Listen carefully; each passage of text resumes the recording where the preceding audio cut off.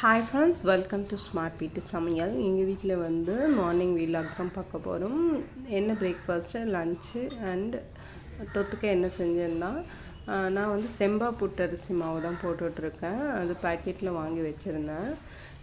இது வந்து 2 கப், அதாவது 2.5 கப் அளவுக்கு போட்டுட்டு தண்ணி ஆட் பண்ணிக்கிறேன். தண்ணி வந்து கொஞ்சம் கொஞ்சமாக ஆட் பண்ணிவிட்டு நம்ம வந்து அந்த பக்குவத்துக்கு கொண்டு வரணும். நமக்கு வேணும்னா இது இன்ஸ்டன்ட் புட்டு பொடி மாதிரி தான், பட் இது சாஃப்டாக வேணும் அப்படின்னா நம்ம நைட்டு ஒரு வாட்டி ஆவி கட்டிட்டு 2வது வாட்டி காலையில் நம்ம ஆவி கட்டிக்கலாம் இட்லி குண்டால. இப்போ உப்பு ஆட் பண்ணுறேன். உப்பு ஆட் பண்ணிவிட்டு தண்ணி கொஞ்சம் கொஞ்சமாக ஆட் பண்ணிக்கலாம்.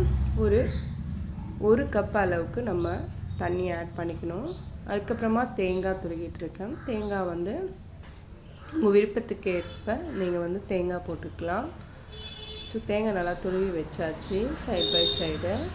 இப்போது நான் வந்து இட்லி பாத்திரத்தில் தண்ணி வச்சு சூடு பண்ணிவிட்டு அதுக்கு மேலே ஈரத்துணி தான் நம்ம வந்து போடணும். லைட்டாக ஈரம் பண்ணிவிட்டு நல்லா பிழிஞ்சிட்டு அந்த துணியில் நம்ம ரெடி பண்ணி வச்ச புட்டு மிக்ஸை இதில் வச்சுக்கணும்.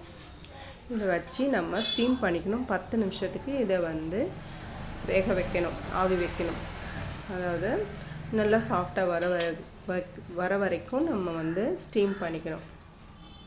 இப்போ வந்து சூப்பரான சூடான புட்டு ரெடி ஆயிடுச்சு. இது வந்து உடம்புக்கு ரொம்ப நல்லது.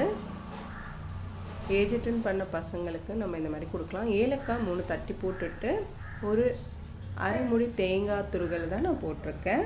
அண்ட் சர்க்கரை ஆட் பண்ண போகிறேன்.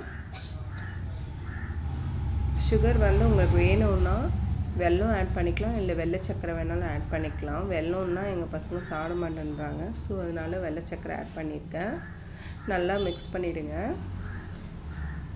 நெய் வேணும்னாலும் நம்ம ஆட் பண்ணிக்கலாம். எங்கள் வீட்டில் வந்து மார்னிங் பிரேக்ஃபாஸ்ட் புட்டு,